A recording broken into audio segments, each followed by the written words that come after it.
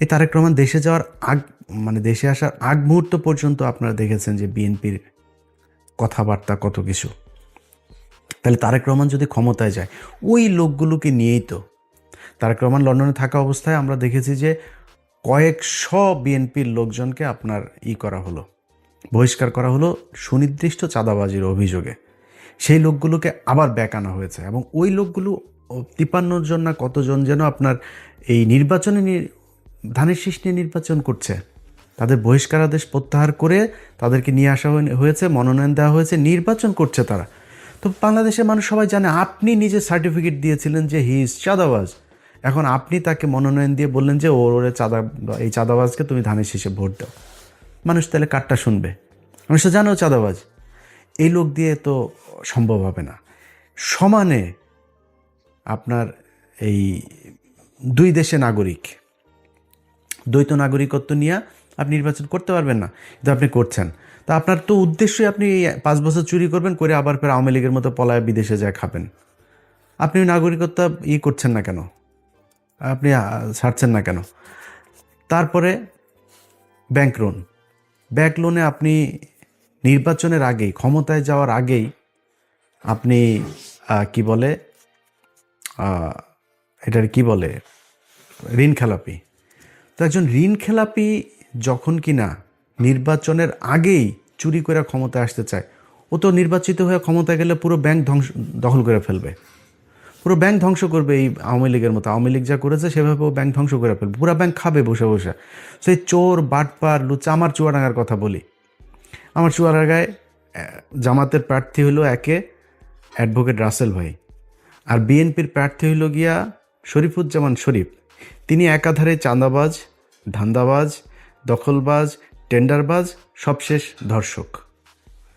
ধর্ষণের অভিযোগ করেছে এক নারী। কেন অভিযোগ করেছে? সেও বিএনপি করত, স্কুল শিক্ষিকা, গান গায়, শিল্পী। সেই নারীকে আপনার ধর্ষণ করার অভিযোগ করার কারণে তাদের স্বর্ণ চোরাচালান এই মামলায় ঢুকাই দিয়ে তারা জেলে রেখেছে, এখনও জেলে। এই সপ্তাহে হয়তো বা সে ভালো একটা সুসংবাদ পাইতে পারি, সে সম্ভবত বের হবে। তো এই ব্যক্তিরা যদি আপনি জামাতের রাসেল ভাইয়ের কাছে যদি আপনি শরীফ ধর্ষককে দাঁড় করান, তো মানুষ কাকে ভোট দিবে? সারা দেশে তো একই অবস্থা। এই যে মির্জা আব্বাস আর পাটোয়ারি তো কোনো রিক্সাওয়ালার কাছ থেকে চান্দা নেয় না, কোনো দোকান থেকে চান্দা নেয় না, ফুটপাত থেকে চান্দা নেয় না। চান্দা আব্বাসের কাজে চান্দা নেওয়া। সারা জীবন চান্দাবাজি করেছে, এখনও চান্দাবাজি করে। এই যে আপনি ওনারা অনেক সময় বলে বেড়ান যে জামাতের লোকজন হলো গিয়া কিচ্ছু করে না, জামাতের লোকজন কোনো কষ্ট করে নাই, জামাতের লুকিয়ে লুকিয়ে আরামে তারপরে আওয়ামী লীগ সেজে তারপরে রাজনীতি করেছে। জামাতের কয়জনের ফাঁসি হয়েছে, জামাতের কতজন জেলে গিয়েছে, জামাতের কতজন রিমান্ডে গিয়েছে, জামাতের কতজন গুম হয়েছে, কতজন অঙ্গ হারিয়েছে, এটা হিসাব করতে চাইলে হিসাব করেন, তাহলে বুঝবেন যে কাদের উপরে কত নির্যাতন হয়েছে। চান্দা আব্বাসের পুরো ঢাকা ব্যাংক আরামসে তার বেড়েছে, আরও আরও আরও বাড়তে থেকেছে। তারপরে আপনি এই যে মীর কাশেম আলী, তার ছেলে পর্যন্ত আপনার গুম হয়ে একদম কী অবস্থায় বের হয়েছে আপনারা দেখেছেন সেগুলো। তো এই অবস্থা, এটা হলো জামাত আর বিএনপির মধ্যে। আপনি ধরেন হাইপোথেটিক্যাল কথাবার্তা বাদ দেন, জামাত আর বিএনপির সাথে আমরা যে প্রতিদ্বন্দ্বিতা করব, কারণ একজন বিএনপির ভাইকে আমি বলবো যে মানে আমি কিন্তু চাই যে সব রাজনীতি, খালি বিএনপি একা না, আমি চাই আওয়ামী লীগও যদি বাংলাদেশে কোনোদিন রাজনীতি করে, জাতীয় পার্টির রাজনীতি, সব রাজনীতিবিদদেরই মানে ঠিক জায়গায় আসতে হবে। ভাই আপনি চোর বাটপার সে আগে চান্দাবাজ এগুলো নিয়ে আমার যদি বলতে বলেন, মানে একটু সেফ জোনে থাকার জন্য বলি, নাহলে 100% বলে ফেলতাম। 99.9% আপনার চোর, জাস্ট চুরি করার জন্য এখানে রাজনীতি করতে আসে। একদম সব, বিএনপি বলেন, আওয়ামী লীগ বলেন, জাস্ট চুরি করার জন্য রাজনীতি করতে আসে। আর জামাতকে বলা হয়, জামাতও নাকি ওরা হয়েছে চান্দাবাজি করে, জামাতও নাকি চান্দাবাজি করে।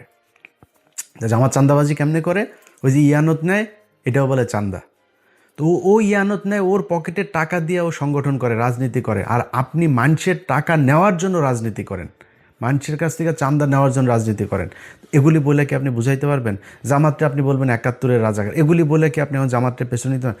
মানুষ কেন যেখানেই যায়, যেখানেই শুনেন জামাতকে, আমরা এবার জামাতকে ভোট দিব, জামাতকে ভোট দিব, হ্যাঁ, মানে এরা আবার বলে বট বাহিনী দিয়ে এগুলি করা হয়। তো ডাকসু নির্বাচনে কি হয়েছে? ছাত্র সংসদ নির্বাচনগুলো সব জায়গাতে কেন এই ভরাডুবি? সবশেষ যকসু নির্বাচনে সবাই মিলে ওই যে বিকাশ নুরু টুরু সব কটার দল মিলে এসে তারপরে শিবিরের বিরুদ্ধে লাগলো, তাও পারল না। তো কেন হচ্ছে এরকম? এটা এমনি এমনি? আপনার কি মনে হয় জাহাঙ্গীরনগর বিশ্ববিদ্যালয়, ঢাকা বিশ্ববিদ্যালয়, সব বিশ্ববিদ্যালয়গুলোতে সবাই শিবির করে এখন, সবাই জামাতে যোগ দিয়েছে? নো। কি করেছে? তাদের এই সাধারণ মানুষ যারা, সাধারণ ভোটার যারা, তারা দেখেছে যে ছাত্র দলের চরিত্র আর ছাত্র শিবিরের চরিত্র, না, এটা তো আকাশ পাতাল পার্থক্য। আমরা তো যা শুনি সব মিথ্যা কথা। এটাকে বলা হয় এরা হইল গিয়া এই ৭১ ওর মারে এটা করেছে, ওর বোনেরা এটা করেছে। খুঁজে পায় না। সারা বাংলাদেশে যে মেজর আখতারুজ্জামান, তিনি এদিন একটা কথা বলেছেন যে ভাই ৭১ জামাতে ইসলামের সংগঠনের সব মিলায় লোক ছিল না ৩০০ জন। তারা ৬৪ জেলায় একদম সংগঠন করে, এই যে রাজাকার বলা হয়, রাজাকার জিনিসটাই তো মানে বিকৃতভাবে উপস্থাপন করা হয়েছে। রাজাকার ছিল পাকিস্তানি বাহিনীরা, এই যে ব্রিজ কালভার্ট যেগুলো ভেঙে দিচ্ছিল মুক্তিযোদ্ধারা, এগুলো রক্ষণাবেক্ষণের জন্য তাদের ইউনিফর্ম ছিল চৌকিদারদের মতো। আপনি মেজর আক্তার নিজেও এই কথাটা বলেছে। এটা এর আগেও আমরা বিভিন্ন বইতেও পড়েছি। আপনি বিভিন্ন বিদেশি যেসব ডকুমেন্টারিগুলো ছিল তখনকার, সেগুলো তো গেলেও দেখবেন। এটা কোনো রাজনৈতিক দলের ছিল না, জামাতের কোনো সংগঠনই ছিল না তখন সেইভাবে, মানে জেলা ভিত্তিক। ঢাকা শহরে একটা ছোট্ট একটা ছিল, ওইটা নিয়ে তারা রাজনীতি করতো।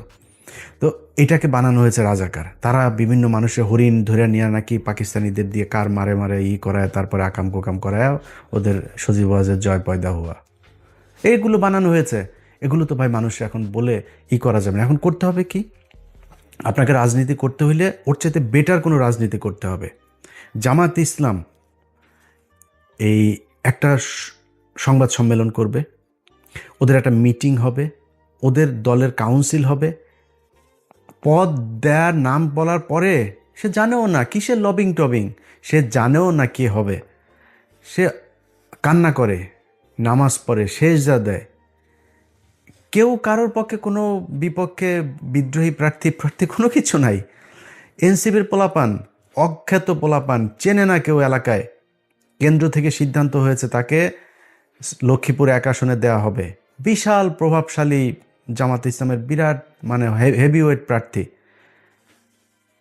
সরে গিয়েছে। এই যে মাহফুজের ভাইকে দিয়েছেন, ওই আসনের যে জামাতের প্রার্থী, উনি ভীষণ জনপ্রিয়, দাঁড়াইলেই পাশ করবে এরকম একজন প্রার্থী।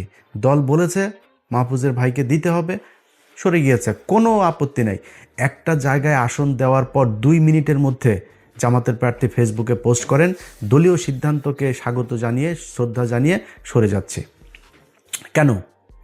মানে কোনো জায়গায় চেয়ার নিয়ে লাথালাথি নাই, ধাক্কাধাক্কি নাই, কোথাও বক্তব্য দেওয়া নিয়ে ধাক্কাধাক্কি নাই। খালেদা জিয়ার খিচুড়িটা নিয়েও আপনারা কারাকারি করে মারামারি করলেন।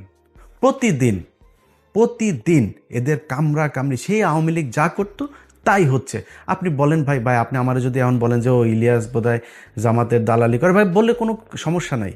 আপনি যার মনে চায় বলেন। আমি তো আপনাদেরকে বিএনপি ক্ষমতায় আসার আগে আওয়ামী লীগ থাকা অবস্থাতে সবসময় একটা কথা বলেছি কি, আমার খালি আমি রাজাকার হইতে রাজি, আমি পাকিস্তানি মিলিটারি হইতে রাজি, সব হইতে রাজি, যা বানাবি সব হইতে রাজি, কিন্তু আমার আওয়ামী লীগ খালি বানাবেন, আর কিছু সমস্যা নেই। তো আমাকে আপনি যা মনে চায় বলেন, আপনি নিজেকে কোশ্চেন করেন। একটা সংগঠনের এত নিয়ম শৃঙ্খলা, এত ডিসিপ্লিনের মধ্য দিয়ে যেই সংগঠন আসবে, কোনো চাঁদাবাজির নাই, অভিযোগ নাই, ধর্ষণের অভিযোগ নাই, টেন্ডারবাজির অভিযোগ নাই, এরকম একটা দলের পাশে দাঁড়িয়ে আপনি চান্দা আব্বাসকে দিয়ে কিভাবে দল চালাবেন? সো বেটার একটা পলিসি নিশ্চয়ই আপনাকে করতে হবে। কেমনে করবেন, কিভাবে করবেন, সেটা আপনারা জানেন।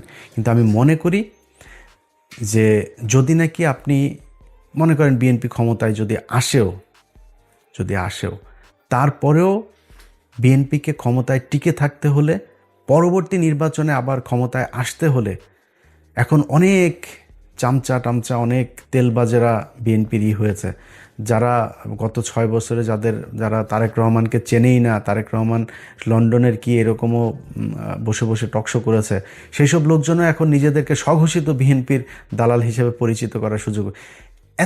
এত ইজ্জত বেচতে পারবো না ভাই, এত নিচে নামতে পারবো না। আল্লাহর রহমতে আল্লাহ না খাওয়ায় রাখেন না, আল্লাহ গরিবও বানায় নাই। আল্লাহর রহমতে যতটুকু খাওয়ার দরকার হয়, আল্লাহ যতটুকু পড়ার দরকার হয়, যতটুকু নিজের চাহিদা আছে, আল্লাহর রহমতে করার মতো শক্তি আল্লাহ দিয়েছেন। আল্লাহ যেন এই জায়গায় রাখে, কারোর কাছে যেন চাঁদাবাজি ধান্দাবাজি হাত না পাতায়, তাইলেই হবে, আর কোনো কিছু দরকার নেই। কিন্তু যে পরিমাণে ন্যাকেট হইয়া মানুষের গালাগালি শুনা তারপরে দলের দালালি করে, নিকৃষ্টতম একটা কাজ। তারা যে গরিব মানুষ তা না, কিন্তু তারপরে মানুষ যা বলে বলুক, আমার একটু সুবিধা পাইতেই হবে, জোর করে তারেক রহমানের প্রশংসা করে তারপরে তার বিএনপির দালাল সাজতে হবে। এখন এইসব লোকজনের কাছে যদি আপনি আবার বিএনপির ব্যাপারে শুনেন, অনেক সুন্দর সুন্দর কথা, যারা 6 বছর বিএনপির ব্যাপারে বহু নেগেটিভ কথা বলেছেন, আমরা আগেও যেভাবে বলেছি এখনও সেভাবেই বলছি, ভবিষ্যতেও, যেহেতু বিএনপির একটা বিশাল শ্রেণী ভারত বিরোধী মানুষ আছে এখানে সবাই চান্দা আব্বাস না, এখানে সবাই শরীফুজ্জামান শরীফ না, এখানে অনেক ভালো মানুষ আছে। সো বিএনপির সবচেয়ে বড় কথা হলো জিয়া পরিবার, তারা ভারত বিরোধী, এটা পরীক্ষিত ইতিহাস এটার সার্টিফিকেট দিয়েছে। আমি তার বিরুদ্ধে কেন যাব? আমার তার বিরুদ্ধে বলতে হবে কিসের জন্য? এটার যদি নাকি গঠনমূলক সমালোচনা করে তাদের যা যা ঠিক করা দরকার সেটা ঠিক করতে হবে। এটা যদি ঠিক না করেন তাহলে ভবিষ্যৎ অন্ধকার। আপনি যত কথাই বলেন, এখন এই যে অনেক ডিসি, এসপি, সচিব, অনেক পুলিশের ওসি অনেকে কিন্তু বিএনপি সাজার চেষ্টা করতেছেন। কিন্তু আপনাদেরকে একটা জিনিস বলে রাখি, সামনের হিসাব নিকাশ কিন্তু, সব কথা সোশ্যাল মিডিয়াতে বলা যাবে না, কিন্তু সামনের হিসাব নিকাশ কিন্তু অত ইজি না। শুধু একটু ক্লু দেওয়া যায় আপনাদেরকে। এই যে এনসিপি জামাত ইসলামে যোগ দিল না, এটা খুব সহজভাবে নিয়েন না। এই যে সরকার এখন হ্যাঁ ভোটের পক্ষে ক্যাম্পেইন করছে, খুব সহজভাবে নিয়েন না। এই যে রিসেন্টলি দেখবেন সেনাবাহিনী আপনার সন্ত্রাসী ধরপাকড় শুরু করেছে না, যাদেরকে দিয়ে মারামারি করবেন, শয়তানি করবেন, মানুষের ভয়ভীতি দেখায় ভোট নেবেন, নির্বাচন আসতে আসতে কিন্তু এই ধরনের লোকজন পুরো শূন্য হয়ে যাবে। যেসব ডিসি, এসপি, ওসিরা বাড়তি দালালি করে তারপরে মনে করছেন কোনো একটা দল ক্ষমতায় আসবে, মনে করেন হাইপোথেটিক্যালি ক্ষমতায় আসলো, এই যে আমি কোনো দলের নাম বলছি না, যে কোনো একটা দল আসলো, আর সেই দলের দালালি আপনি করছেন, মনে করেন সেই দলটা 5 বছর পরে যাবে না ক্ষমতা থেকে? আপনাদের যাদেরকে মাপ করে দেওয়া হয়েছিল 5 তারিখে, তাদেরকে কিন্তু মাপ করবে না এর পরের বার। সো খুব হিসাব করে আপনি আপনার দায়িত্ব পালন করবেন, বাড়তি সুযোগ সুবিধা দেওয়ার চেষ্টা করেন না। কারণ জামাত ইসলাম যেই পলিসি নিয়ে তারা আগাচ্ছে, সেটা হলো প্রতিটা কেন্দ্র তারা কাউন্ট করবে। এবারের আগের থেকে বলে রাখি, এবারের নির্বাচনের ফলাফল ঘোষণা হইতে পারে 3 দিন লাগতে পারে, কমপক্ষে 3 দিনও লাগতে পারে এবারের নির্বাচনের ফলাফল। কেন লাগতে পারে? কারণ কিছু কিছু জায়গায় এরকম 2 নাম্বারই করতে পারে। হঠাৎ করে ডিসি অফিস থেকে একটা হয়ে যেতে পারে, ঘোষণা হয়ে যেতে পারে, অমুক 3.5 লাখ ভোট পেয়েছেন অমুক চান্দা আব্বাস। এখন চান্দা আব্বাস যে 3.5 লাখ ভোট পেয়েছে, এখন পাটোয়ারির ভোটগুলি তো জামাতের লোকজন তো প্রতিটা কেন্দ্রের ভোট তারা কাউন্ট করেছে, কেন্দ্র থেকে ফলাফল নিয়েছে, ঘোষণা দিয়েছে ওইখানে যিনি আছেন প্রিজাইডিং অফিসার। তো তিনি যে বললেন এই কেন্দ্রে ভোট হয়েছে হইলো, ধরেন সারা ওই ঢাকা 8 আসনে মনে করেন ভোটার হইলো 2 লাখ। এখন কেন্দ্র প্রতি কেন্দ্র হিসাব করে দেখা গেল পাটোয়ারি ভোট পেয়েছে 1.5 লাখ, চান্দা আব্বাস পেয়েছে 50,000। কিন্তু তার আগে ওইদিকে রিটার্নিং অফিসারের অফিস ঘোষণা দিয়েছে ঢাকা আসনের বেসরকারিভাবে বিজয়ী হয়েছেন চান্দা আব্বাস। এখন প্রতি কেন্দ্রের ভোটে ক্যালকুলেটর করে দেখা গেল যে ভোট বেশি পেয়েছে তখন কই যাবেন? সো এরকম 2-1 জায়গায় ঘটতে পারে, আর বেশিরভাগ জায়গাতেই এরকম করা যাবে না। খুব সুষ্ঠু একটা ভোট হবে, এটা মাথায় রেখে তারপরে নির্বাচনে কাজ করতে হবে। যাদের এই যে ঋণ খেলাপি টেলাপি যারা করে এখন নির্বাচন, এই যে হাসনাতের এইখানে ব্যাংকের কর্মকর্তাকে জোর করে আদালতে নিয়ে এখন বলানো হচ্ছে যে তার সাথে আমাদের মীমাংসা হয়ে গিয়েছে। যে ব্যক্তি এটা করছে সে ক্ষমতায় গিয়ে পুরো ব্যাংক খেয়ে ফেলবে। আমি তারা কেন বলতে, এই লোকটার গতকালকে একটা ভিডিও দেখলাম, তা সাংবাদিক ছবি তুলছে, প্রচণ্ড খারাপ ব্যবহার করে সেই লোকটার সাথে করছে। এ নাকি মানে হুদাই মানুষজনের ধরে চর থাপ্পড় মারে, রিক্সাওয়ালা এদেরকে গাড়ি থেকে বের হয়ে যায়, রিক্সাওয়ালা ধরে থাপড়ে, মানে খুবই মানে বেয়াদব টাইপের লোক। তো এই ধরনের একটা লোক আপনার এলাকার এমপি হবে, এটা মানুষ মানবে যখন আপনার হাতে অপশন আছে। আগের হিসাব বাদ, আওয়ামী লীগের চোর ছিল, আপনি একটা বদমাইশ ছিলেন, এটা অন্য জিনিস। এখন তো নিজেদের পকেটের টাকা খরচ করে ডিসিপ্লিন একটা দল আপনার অপোজিশনে। সো সেই সাধারণ মানুষগুলো যারা সুইং ভোটার, সেই সুইং ভোটারগুলোর সিদ্ধান্ত কোন দিকে যাবে। সারা জীবন কিন্তু এই সুইং ভোটারদের ভোটের মাধ্যমে এই দেশে রাজা নির্বাচিত হয়েছে, পরাজিত হয়েছে। সো এইবারও সেটাই হবে আমি আশা করি। এবং সেই সুইং ভোটাররা কোন দিকে ভোট দিবে সেটা আমার মনে হয় বিশ্ববিদ্যালয়ের ছাত্র সংসদ নির্বাচনগুলোতে কিছুটা দেখিয়ে দিয়েছে। আমরা বিএনপি এবং জামাত, তাদের মধ্যে সে আওয়ামী লীগ বিএনপির মতো অবস্থা, আওয়ামী লীগ জামাতের মতো অবস্থা কখনো ফিরে আসুক আমরা চাই না। একটা দল নির্বাচনে জিতে আসবে, যারা এক্সট্রিম কথাবার্তা বলে তারপরে এই দুই দলের ভেতরে গ্যাঞ্জাম বাজাইতে চান, আপনার সোশ্যাল মিডিয়াতে কমেন্ট করে ভুয়া ফেক আইডি টাইডি খুলে তারপরে দুই দলের ভেতরে ডিজিএফআইয়ের কিছু আছে, আওয়ামী লীগের কিছু আছে, ইন্ডিয়ান কিছু আছে, এরা এগুলো করতে চায়।